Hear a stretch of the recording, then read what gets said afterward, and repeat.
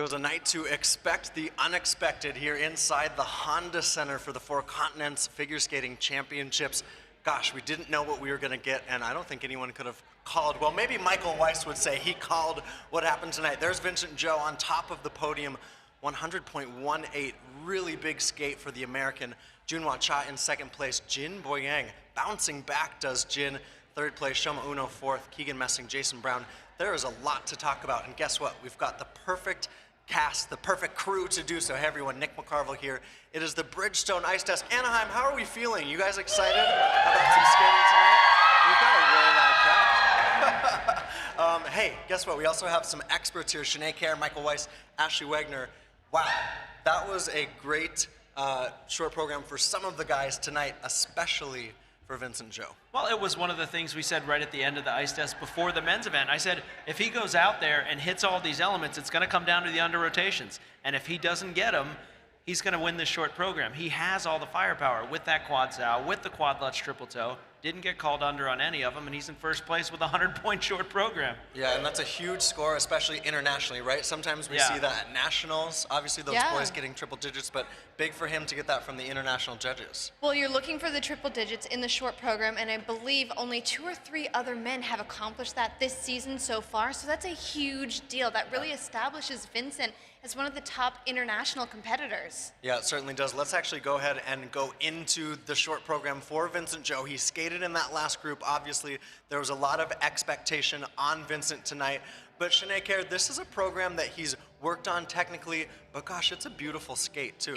It is, yeah. And actually, Ashley and I were sitting watching, and both of us have skated to this music previously, and we both still love listening to it. It gives us goosebumps. It's beautiful. It's a haunting piece, and especially when the jumps come off, like they did for him tonight, it's gorgeous. It's a lovely program. Well, you can also see the work that he has put into that second mark. He's not known as a second mark component skater. He's a technician through and through, and so this program really highlights the work that he and his team have put into his skating skills, to the choreography. He's developed a lot further along this season. And I think we've talked a lot about how you kind of you get labeled as an under rotator, and this kind of sets precedent now for the World Championships. Like, okay, he can do them and he can get them fully around. If he does this again at the World Championships, now you're talking about him getting a medal at the World Championships, not just here at the Four Continents. And there's a little fist pump. I think that's as excited as Vincent Zhou is gonna. That's the max emotion you're gonna get from him. Yeah, that's it, right? I mean, this was big for him just overall because the under rotations, they were such a big deal at Skate America. And then that kind of followed him. We were talking about before, you can get labeled internationally of someone who might under rotate often, and you've got to fight against that. And they've put a lot of work in Colorado Springs into trying to fight against that. Totally. I think that once you get that reputation as being someone who under rotates things, hey, just a little side eye. This is why we love having you on the desk, by the way. Because of my under-rotated jumps. Yeah. Yes. Yeah. Just for that reason. So this is the level of expertise I'm bringing. But your jumps will then be scrutinized, and I think that it already.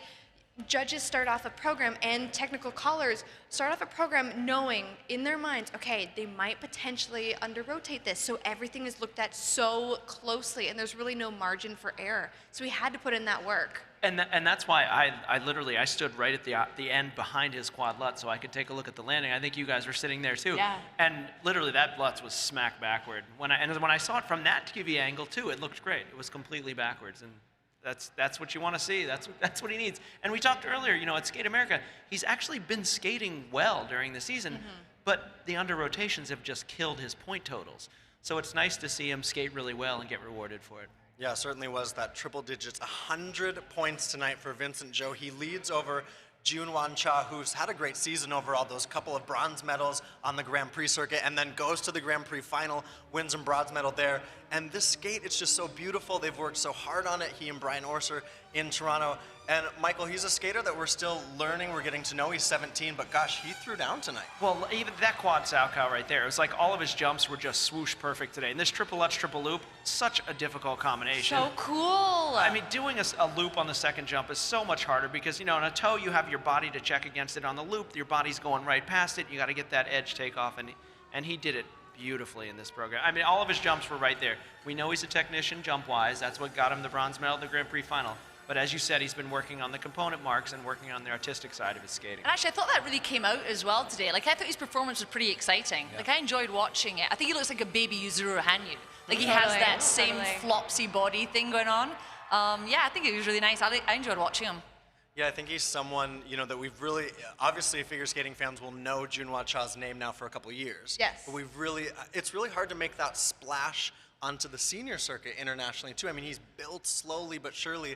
It's been, at least for me, it's been an unexpected but happy surprise to see him skate this well. Well, it's one of those careers that I love witnessing. I love seeing people just come onto the scene and really make a name for themselves. Yep. Jun-Hwan, if you're watching this, I need you to take off your gloves. That's all I need from you. I need you to take them off. There's her plea. That's Please take them off. Everything else is so good. He's definitely watching Ice Desk right now. Yeah, I mean, he's not busy or anything. But I think that he shows so much promise as an athlete. I think that he's got plenty of time to grow and develop in his skating.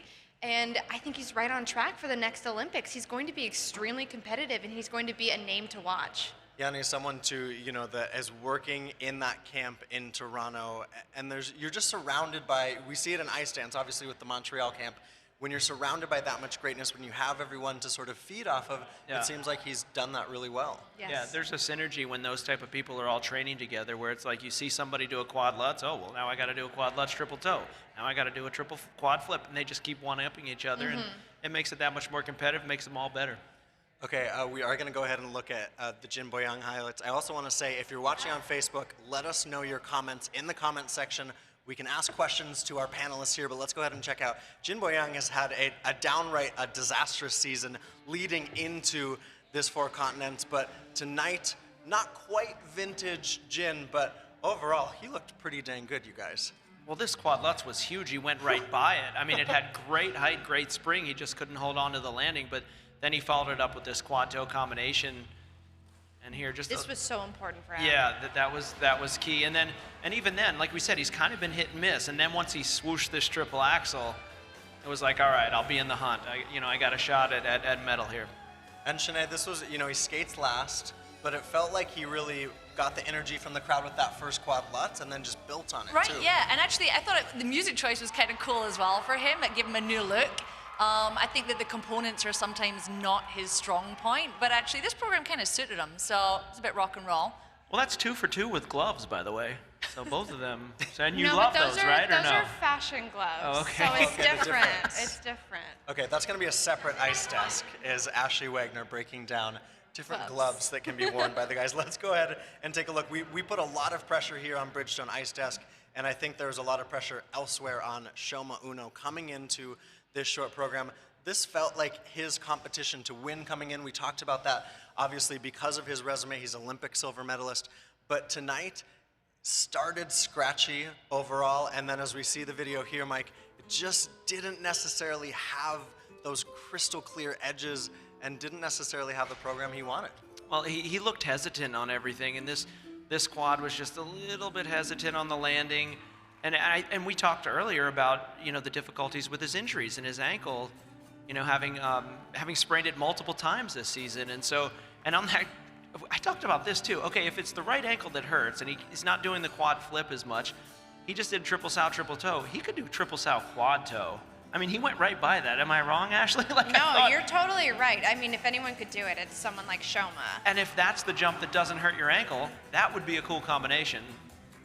Triple sow, quad toe. Anyway, look that up. Try it at Worlds. he's watching too. Jun-Hwan Cha is watching, and everyone so is. It's the hottest show on TV right now. Yeah, yes it is. Thank you. No, disappointing tonight, obviously, for Shoma Uno. But the expectation, Shanae, we were talking about this a little bit before the men's short program, is when you have that favorite status. We don't have Nathan Chen here. We don't have Yuzuru Hanyu here. Shoma Uno, that's a lot of pressure to go out on the ice and skate with. Well, right, and as we talked about earlier, he was the one that was coming in with the expectations of being on the top of the podium at this competition. So if you're coming in off an injury, not quite able to do your maximum, it's a risk. You're taking a risk coming in at this competition with it being the lead up to World Championships, and to come in and put down not your best performances and to finish anything other than on top for him is going to be a disappointment. So I think it's going to be hard for him going into the long program, knowing that.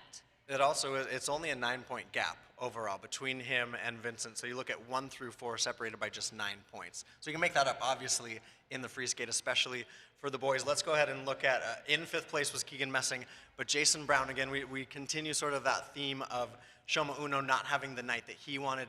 Jason Brown, there was that expectation of a clean short program.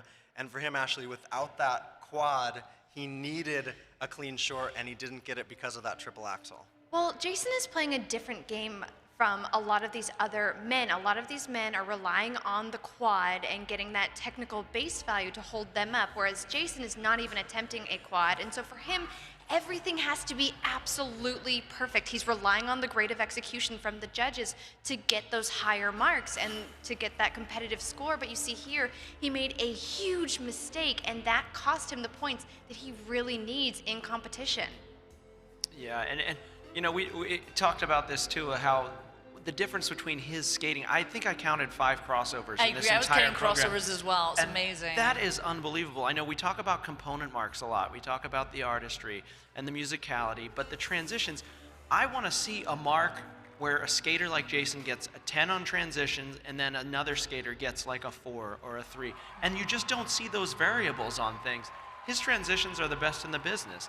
And Well, and the I feel time like that he they- puts into working those in training is time that he's maybe not taking up working some of the jumps, but so that should be rewarded too. I mean, that does take time to work on those transitions in that choreography in that program. It's so technically difficult. Well, and it's supposed to be extremely valuable, but in a different way from the jumps, and it should be very apparent. I think that Jason Brown is in a league of his own in his skating skills. He is superior to a lot of these men, the way that he skates, the way that he connects everything on the ice, and so that should be rewarded. Yeah. Yeah, and if he doesn't do the quad, then obviously he just can't keep up with them points-wise. Overall tonight, on the artistry side, Shoma Uno 44.82. Jason Brown was second, 44.78. So Shoma edged him out. Those were the top 2 guys. But obviously then you look at the technical see side. that. You I don't see that. I don't. Between Shoma Yes. and... Yeah. yeah, go ahead. Why? No, the reason I said it is because the only reason I'm saying is I love Shoma's skating, but when I talked about the crossovers, I counted probably 30 or 40 in Shoma's program, and I love his skating, but I feel like the judges use that component mark to put people where they want to still. And I think I want to see something like that where a skater does they get a great technical score, but then also they get a low score in maybe the musicality or maybe their artistry. And I just see that it's very consistent. You know, if you're a 9 skater, you're a 9 skater. Yeah. And if you're an 8 skater, you're an 8 skater. If you're a 7, you're a 7. And it just kind of goes that way. I want to see some more variation. So Yep, agreed. So the expectations, I think, especially, Ashley, for someone like Vincent, who, you know, has had international success, but what sort of pressure now does he take into the free skate, being the leader after the short program? Well, I'm, first of all, not entirely convinced that Vincent is human, so I'm not sure if he can process... Why is that, by the way? I saw a wire sticking out of the back of Yes. his neck, Yeah, which yeah, is yeah, a yeah, little that- weird. Oh, saw that too. fixed the under rotations. I mean, I think he's one of the most intelligent people that we have within Team USA. He's brilliant, and I just think the way that he processes life and pressure is just completely different than like us mere mortals. So I think that he's just totally different. And I think that that also is a complete advantage for him, because I think that he can just go into things so focused on the job and the task at hand, and that is going to be a strength for him in the long program. This is an extra layer of added pressure he's not quite used to, but I think if he wants to be one of the top men in the world, and right now he's easily on track to become that, he needs to get used to pressure. So this is a great opportunity for him. For him, for Vincent Zhou, and for Jun-Hwan Cha, tonight, you know, going to bed and having those leads after the short program, is that something that will eat them up, or how do you process that, especially when you're a younger athlete? I think it's a confidence builder, especially because, like I said, Vincent has been skating well this season, and so now to get rewarded for that, he sees what he needs to do in order to get rewarded. If he can go in a short program at Worlds and score 100 by skating clean like that, that's got to be a huge confidence builder.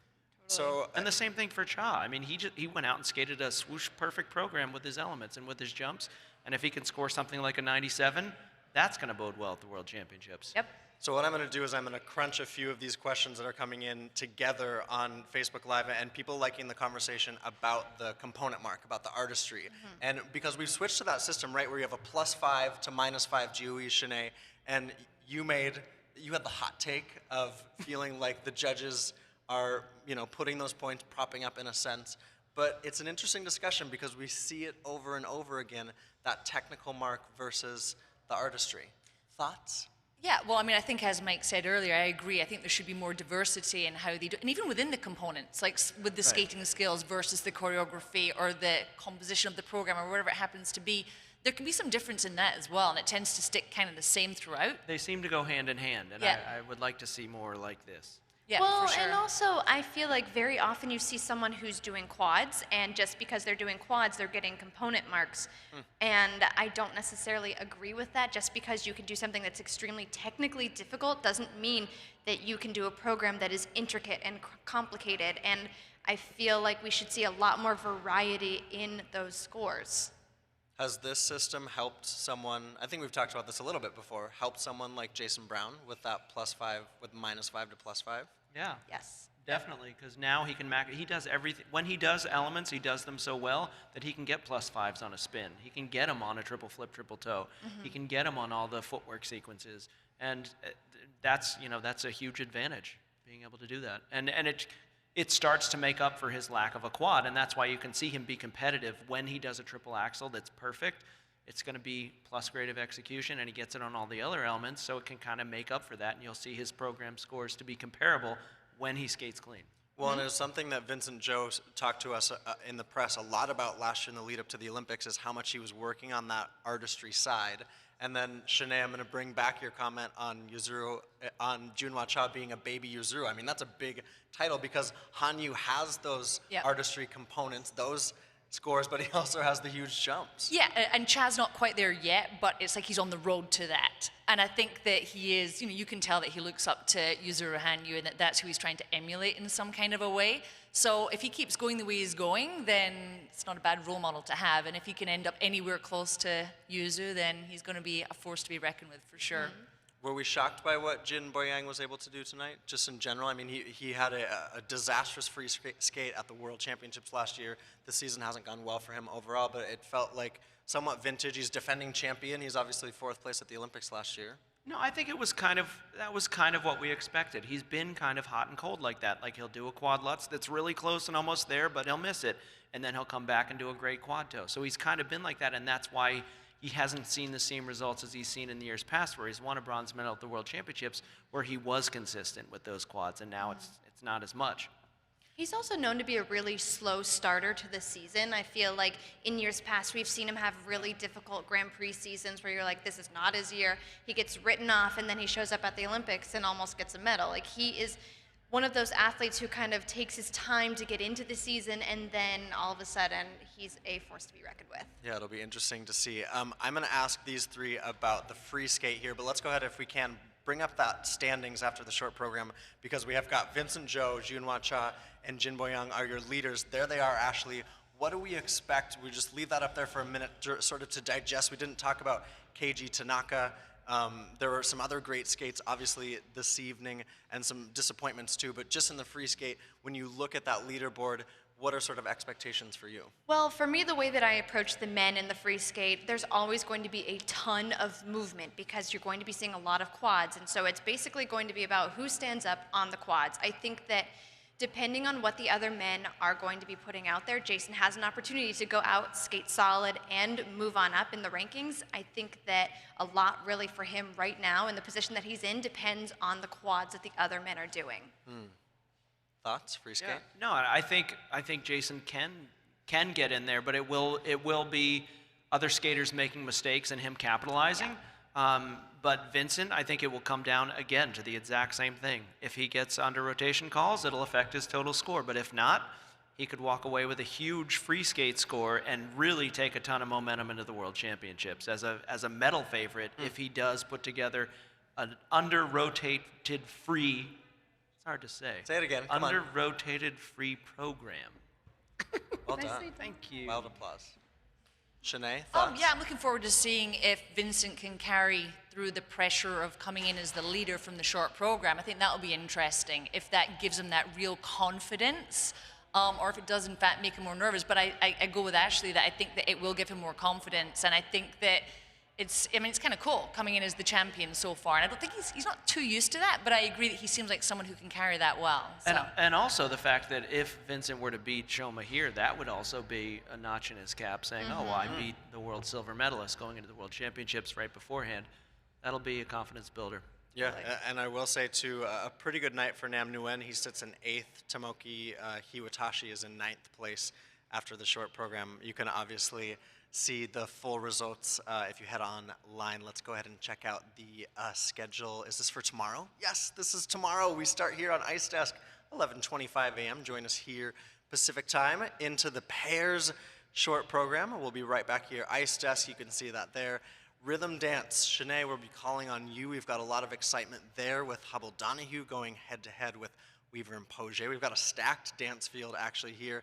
And then page 2 tomorrow, because guess what? The ladies are right back here. Ashley, Friday night, under the lights. It's going to be a great one. And of course, we've got Ice Desk all freaking day long. We can't wait.